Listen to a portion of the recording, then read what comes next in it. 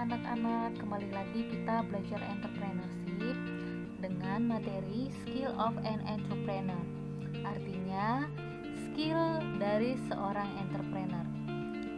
Ini adalah materi lanjutan mengenai pembahasan skill-skill yang harus dimiliki seorang entrepreneur atau keterampilan-keterampilan yang harus dimiliki oleh seorang entrepreneur.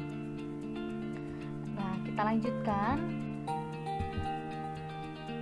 Salah satunya juga yang harus dimiliki oleh seorang entrepreneur adalah mampu menjadi problem solving.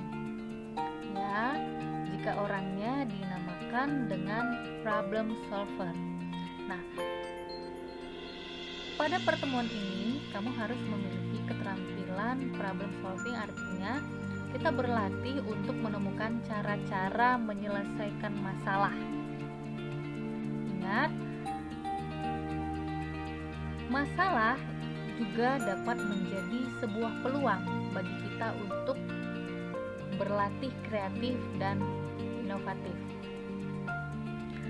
Oke, kita akan lanjutkan. Pengertian dari problem solver sendiri sebenarnya merupakan penggabungan dari berpikir kritis dan berpikir kreatif, yaitu suatu proses mental yang membutuhkan keterampilan lebih untuk dapat memancing suatu pemikiran atau pemahaman baru sebagai solusi dalam memecahkan suatu masalah. Atau dari pengertian di atas dapat disimpulkan, apabila siswa mampu menjadi problem solver, maka siswa tersebut sudah dapat dikatakan mampu berpikir kritis dan kreatif. Nah, apa-apa sajakah yang harus kita miliki sehingga kita dapat dikatakan menjadi seorang problem solver? Yang pertama, selalu berpikir positif. Umumnya atau kebanyakan orang langsung panik ketika menghadapi sebuah masalah.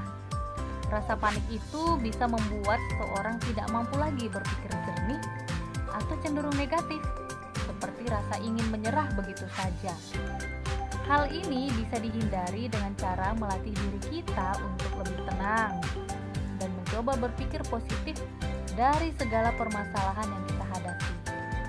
Mungkin sekilas seperti klise ya, tapi mencoba bernafas dengan normal, menenangkan pikiran, itulah beberapa cara untuk membuat kita tetap berpikir positif.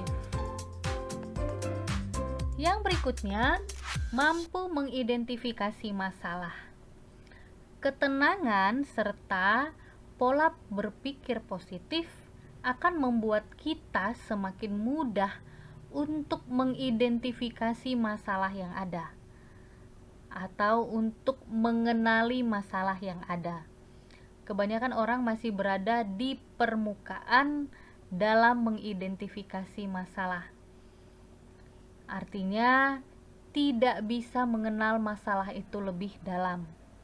Hanya menganggap masalah adalah masalah begitu. Jadi tidak berpikir bagaimana cara penyelesaiannya atau hal-hal apa yang bisa kita lakukan sehingga masalah tadi bisa menjadi peluang. Nah, hal ini terkait dengan pola berpikir kita yang kurang sistematis, logis, dan efektif. Ini akan menyebabkan kita hanya menyelesaikan masalah di permukaannya saja, tanpa mengetahui akar permasalahannya. Maka, kita perlu lebih kritis untuk mampu mengidentifikasi masalah sampai ke akarnya. Jadi, kita harus tahu masalahnya ini apa penyebabnya, mengapa masalah ini bisa terjadi. Kira-kira seperti itu ya.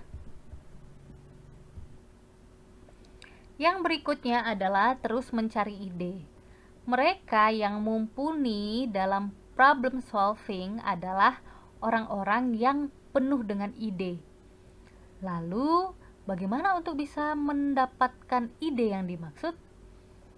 Latihan seperti brainstorming. Ya, artinya salah satu cara kita untuk berlatih memiliki ide-ide cemerlang. Ide-ide yang muncul bisa diproses bersama dengan teman-temanmu, atau dengan kata lain kalian berdiskusi atau bertukar pendapat. Jadi kamu bisa melatih juga cara berpikir ini sehingga menjadi logis dan sistematis dari proses tersebut. Nah, hal ini yang bisa membuat kita akan terbiasa untuk berpikir lebih dalam-dalam untuk menyelesaikan masalah. Selanjutnya, melakukan evaluasi. Terlepas dari beberapa cara cerdas yang kita bahas tadi sebelumnya, ada satu cara lagi yang bisa menguji berbagai cara yang sudah dijelaskan sebelumnya. Cara itu adalah evaluasi.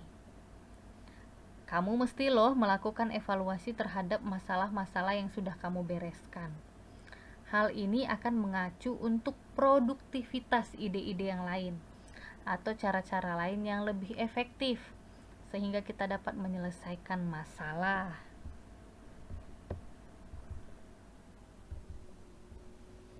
Nah, apalagi yang harus kita perhatikan sehingga kita dapat dikatakan menjadi seorang yang problem solver? Kita harus bisa menjadi eksekutor yang handal. Ini juga penting, jadi jangan hanya jadi pemberi ide saja atau konseptor, tapi kita juga harus terbiasa menjadi eksekutor. Jadi ide-ide yang tadi itu kita jalankan. Hal ini akan memperluas khasanah kita dalam menyelesaikan masalah.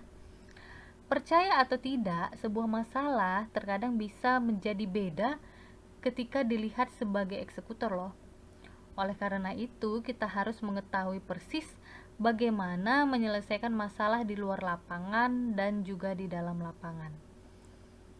Artinya, ketika kita sudah mendapat cara-cara untuk menyelesaikan masalah tersebut, nah itu jangan hanya sekedar ide, tapi kita laksanakan. Itulah dikatakan menjadi eksekutor yang handal.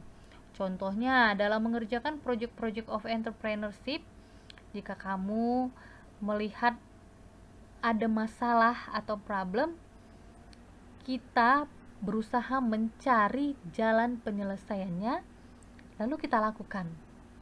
Terutama dalam kerja kelompok ini sangat penting. Yang berikutnya, periksa kembali idenya.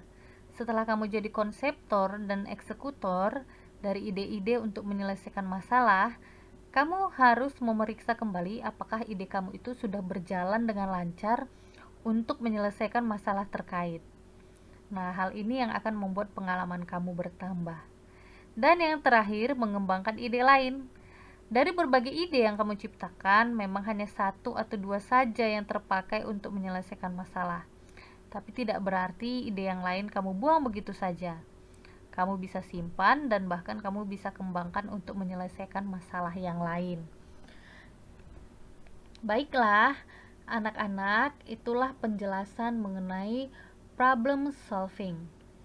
Jadi ingat, masalah itu jangan hanya sekedar masalah, tapi masalah juga dapat menjadi peluang bagi kita untuk dapat lebih berpikir kreatif dan inovatif. Ingat ya yang tadi sudah dijelaskan.